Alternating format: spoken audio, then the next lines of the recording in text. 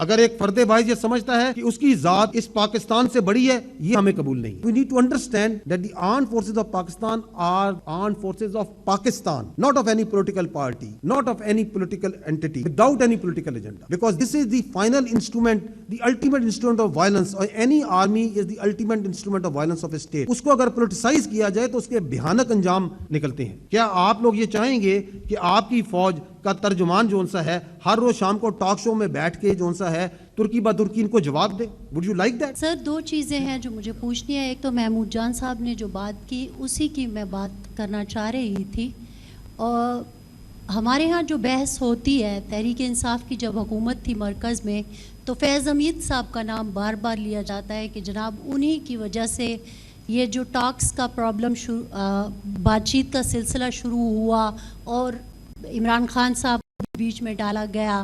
حالانکہ بہت سارے ایسے لوگ ہیں جو تحریک انصاف سے تعلق رکھتے تھے، وہ ابھی بھی کہتے ہیں، ان کے کئی بیانات بھی چلتے ہیں کہ وہ اس کے خلاف تھے اور انہوں نے خان صاحب کو منع بھی کیا کہ آپ مت کریں، لیکن مین کریکٹر جو تھا وہ فیض حمید تھا.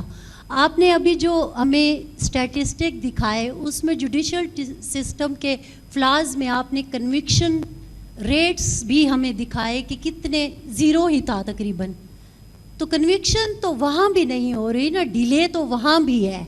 تو یہاں بھی جوڈیشل سسٹم میں فلاز ہیں، وہاں پہ بھی ڈیلے ہے. تو ایک تو یہ چیز ہے. دوسری بات یہ ہے کہ یہ جو کولیٹرل ڈیمیج ہوتا ہے بنیادی طور پر پختونخوا کے لوگ جو آواز اٹھاتے ہیں آپریشنز کے خلاف، آپ دیکھتے ہوں گے پاسونز ہوتی ہیں، مختلف پولیٹیکل فیسز بھی آپ کے سامنے آتے ہیں، وہ آپریشن کے خلاف بات کرتے ہیں یا اس کے اوپر، میں اگر خلاف لفظ استعمال نہ کروں، تنقید کرتے ہیں. تو اس کی بنیادی وجہ یہی ہوتی ہے کہ کولیٹرل ڈیمیج میں جو لوگ مارے جاتے ہیں، قتل ہو جاتے ہیں، صوبائی حکومت جا کے ان کو کمپنسیٹ کر رہی ہوتی ہے. تو پختونخوا میں سوال یہ اٹھتا ہے تو پھر کیا وہ ٹیررسٹ تھے؟ اگر وہ ٹیررسٹ تھے تو پھر آپ ان کو کمپنسیٹ کیوں کر رہے ہیں؟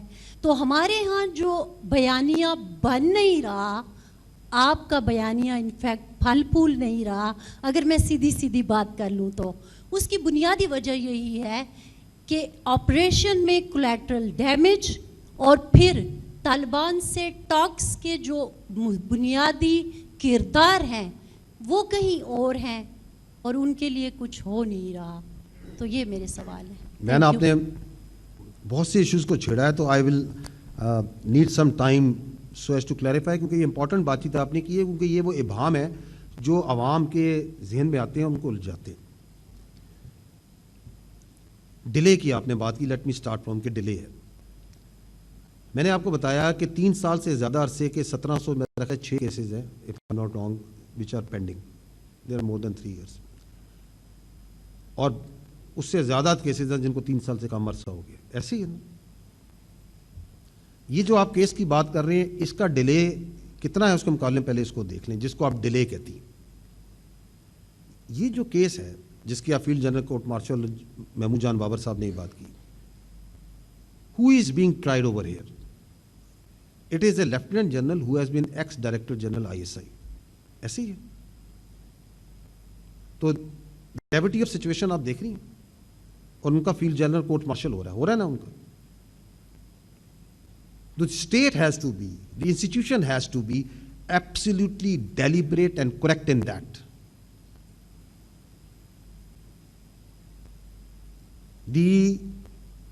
All the requirements of procedure, process and justice has to be met.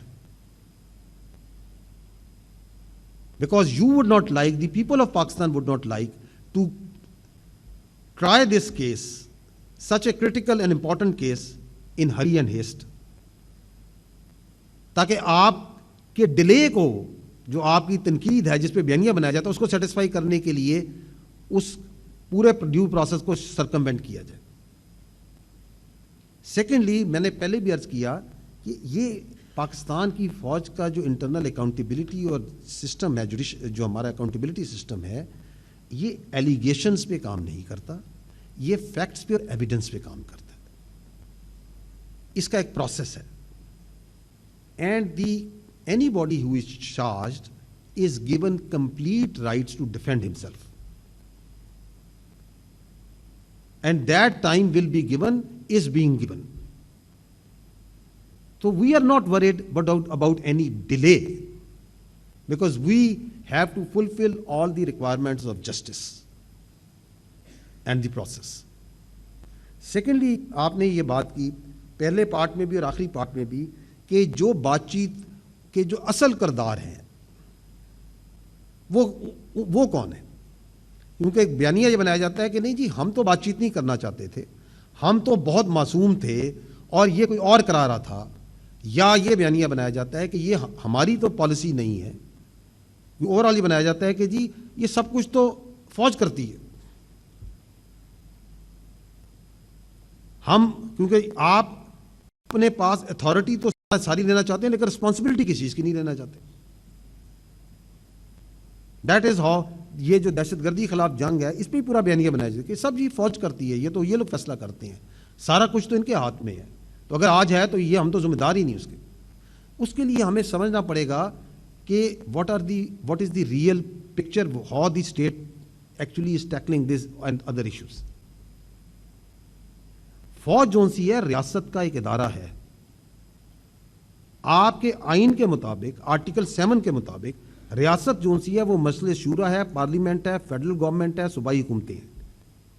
یہ ہے ریاست. یہ جو آپ کی ریاست ہے اس کا ایک بہت اہم ایک ادارہ فوج ہے, بہت اہم ادارہ ہے, لیکن it is one institution of the state.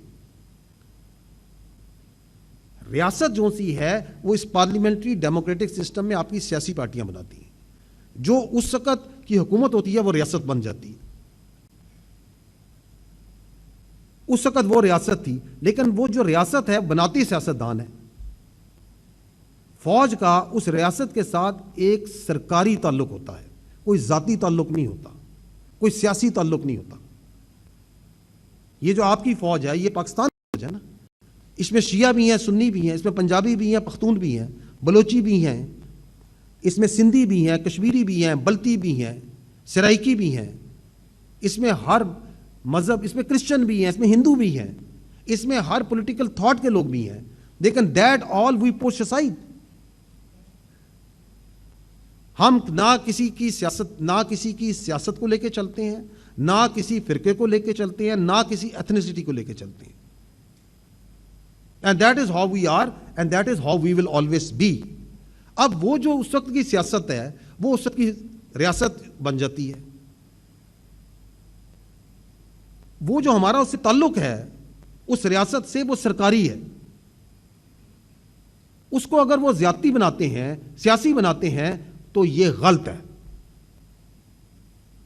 فیصلے ریاست کرتی ہے, ہم ان معاملات میں اپنا انپٹ دیتے ہیں, اپنی رائے دیتے ہیں جن معاملات میں ہمارا تعلق ہوتا ہے. But we are not the state. آپ کے ملک میں کووڈ آیا, محکمہ صحت کا کام ہے, اس وقت کی ریاست نے کہا کہ جی ہمیں فوج کی مدد چاہیے. نیشنل کوارڈ ایک لیفٹیننٹ جنرل کو لگایا گیا, پوری فوج کے بہت سے افسر جوان اس کے اندر لگائے گئے. صحت کا کام تھا نا, فوج کا کام تو نہیں تھا. لیکن چونکہ اس وقت کی ریاست نے کہا کہ یہ نیشنل کلیمٹی ہمیں فوج چاہیے, تو فوج آئی, کام کیا, بڑھ چڑھ کے کام کیا. اس لیے کیا کیونکہ ہم ان کی سیاست کی بڑھوتری چاہتے تھے یا اس کو بڑھانا چاہتے تھے؟ Absolutely not. یہ فوج اپنے ہاتھ سے بھر صفائی کرتی رہی ہے, اس جو کہ کام محکمہ انہار کا ہے, اس لیے کرتی رہی کہ اس وقت کی جو صوبائی حکومت تھی یا جو فیڈرل گورنمنٹ تھی, اس وقت ریاست تھی, انہوں نے کہا آپ یہ کام کریں. اس لیے تو نہیں کہ ہم ان کی سیاست چلانا چاہتے تھے. آج آپ کے صوبے میں آپ کی فوج جو سی ہے انٹرنل سیکیورٹی ڈیوٹی پہ ہے, اس لیے ہے کیونکہ ریاست نے کہا کہ اس انٹرنل سیکیورٹی ڈیوٹی کو پورا کرنے کے لیے, خارجیوں کو لڑنے کے لیے ہمیں فوج کی ضرورت ہے. اس لیے تو نہیں کہ ہم اس حکومت کی سیاست کو بڑھانے کے لیے یہاں پہ لڑ رہے ہیں. تو جو فیصلے ہیں وہ سیاست کرتی ہے, وہ ریاست کرتی ہے. اب جب وہ فیصلہ صحیح ہو جائے تو اس کا کریڈٹ آپ لے لیں, اگر وہ فیصلہ غلط ہو جائے تو وہ آپ ادارے پہ ڈال دیں. اور وہ جو تعلق تھا, جو فیلڈ جنرل کو مارشل ہو رہا ہے, اس کی ایک وجہ کیا ہے کہ آپ جب اپنی جو تعلق ہے اس کو ذاتی اور سیاسی تعلق بنا دیں گے تو اس کی جواب دہی دینی پڑے گی. لیکن بناتا کون ہے؟ وہ جو کہ اس وقت ریاست میں بیٹھا تھا, جو اس وقت کی سیاست کر رہا تھا. And that's why we always say کہ ہمیں آپ اپنی سیاست میں نہ لائیں. آپ کی سیاست آپ کو پیاری ہو. ہمارے لیے تمام سیاسی پارٹیاں, تمام سیاسی رہنما قابل احترام ہیں, مگر اگر کوئی یہ سمجھتا ہے کہ اس کی سیاست اس ملک کی ریاست سے بڑی ہے, یہ ہمیں قبول نہیں ہے. اگر ایک فرد واحد یہ سمجھتا ہے کہ اس کی ذات اس پاکستان سے بڑی ہے, یہ ہمیں قبول نہیں ہے. I hope I have been able to understand, because this is a complex issue and it is played always like this. But we need to understand that the armed forces of Pakistan are armed forces of Pakistan, not of any political party, not of any political entity, without any political agenda. Because this is the final instrument, the ultimate instrument of violence, or any army is the ultimate instrument of violence of a state. اس کو اگر politicise کیا جائے تو اس کے بھیانک انجام نکلتے ہیں.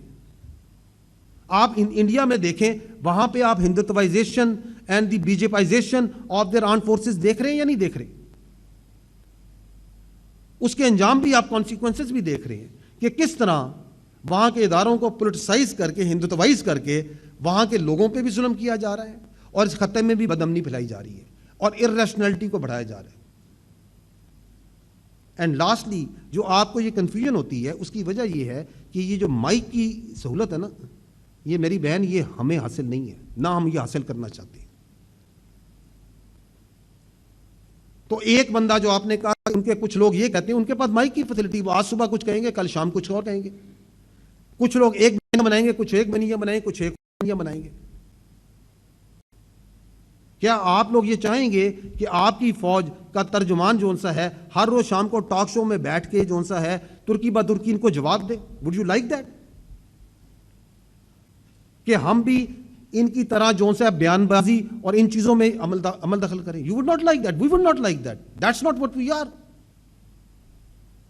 ان کے پاس یہ سہولت ہے کہ صبح شام دن رات, آج کچھ, 2 سال بعد کچھ, 4 سال بعد کچھ اور بیانیاں بنا دیں.